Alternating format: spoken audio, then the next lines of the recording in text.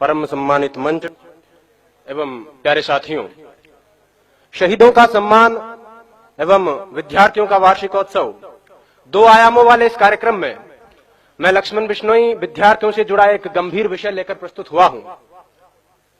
विचारों की अभिव्यक्ति में कहीं कोई त्रुटि हो तो क्षमा करें। मान्यवर, भीगती मसों और फूलती नसों के दिनों में अपने घर से सैकड़ों किलोमीटर दूर एक छोटे से 10 बाई 10 के कमरे में निपट अकेला बैठकर रो रहा एक किशोर अपने मन मस्तिष्क में चल रहे झंझावातों चक्रवातों को झेल रहा होता है, अपनी मनस्थिति को कोस रहा होता है।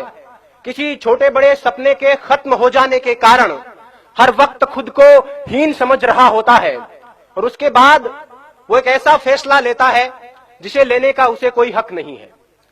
मान्यवर, वो एक खत लिखकर छोड़ता है, फिर इस दुनिया को छोड़ देता है। वो अपने आखिरी खत में लिखता है कि मेरे पास दूसरा कोई विकल्प नहीं बचा था, यही एकमात्र समाधान है, मैं आत्महत्या कर रहा हूं, मुझे माफ करना। और यह कहकर वो मर जाता है। मेरा आज का विषय उस आखिरी खत का जवाब है कि आत्महत्या कोई समाधान नहीं है।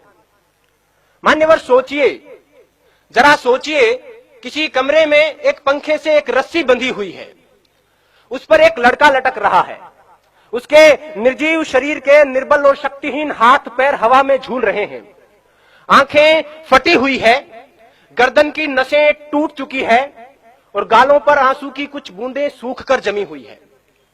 मान्यवर, वो लड़का एक बार के लिए तो मर गया, लेकिन उसकी फटी हुई आंखें उसकी मां का फटा हुआ कलेजा बनकर जिंदा रहेंगी।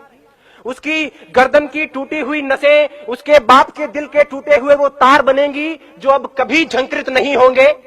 गालों पर सूख चुके आंसू के बूंदें उसकी बहन की आंखों से हरदम बहा करेंगी और उस निर्जीव शरीर के निर्बल और शक्तिहीन हाथ पैर जो हवा में झूल रहे हैं उसके भाई की हिम्मत को जिंदगी भर तोड़ा करेंगे। और एक अल्पकालीन आवेश के कारण लिया गया उसका यह निष्ठुर निर्णय उसके जैसे लाखों युवाओं को इस तथा कथित समाधान के लिए प्रेरित करेगा। मान्यवर, यह कैसा हल है? यह कैसा हल है जिसमें अपनों का बर्बाद होता हुआ कल है। खुदकुशी करने वाला इंसान खुद तो एक बार मर जाता है, लेकिन उसके यार दोस्त, उसके घर परिवार के लोग, उसके रिश्ते नाते के लोग बार बार मरा करते हैं। वो हर वक्त खुद को अपराधी समझते हैं और इस संतरास के कारण वो जीते जी मरे हुए के समान होते हैं।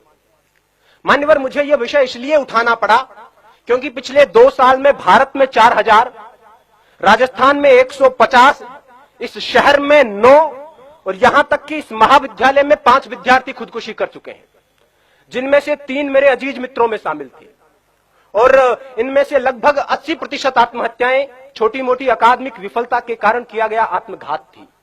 इन आंकड़ों से उठती हुई चीखें इस विषय की आवाज को उठाना चाहती है।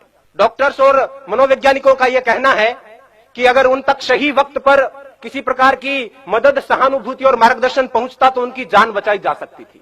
आंकड़ों का स्पष्ट मानना है कि 10 में से 8 आत्महत्याएं स्पष्ट संकेतों के बाद होती है। उन्हें उनकी बातें सुने। हमारे आसपास में हमारा यह नैतिक दायित्व बनता है कि जो हमारे आसपास में मानसिक तनाव से, मानसिक दबाव से ग्रसित लोग हैं, उनकी बातें सुने, उन पर विश्वास जताएं, उनकी हिम्मत बढ़ाएं। आत्महत्या मनचाही मौत नहीं है, यह अनचाही मौत है। मरना उन्हें भी अच्छा नहीं लगता, लेकिन घबराकर एक क्षणिक आवेश में यह निर्णय ले लिया जाता है। उन्हें यह बताएं कि यह कोई समाधान नहीं है। अब तो घबराकर यह कहते हैं कि मर जाएंगे, मरकर भी चैन नहीं मिला तो किधर जाएंगे।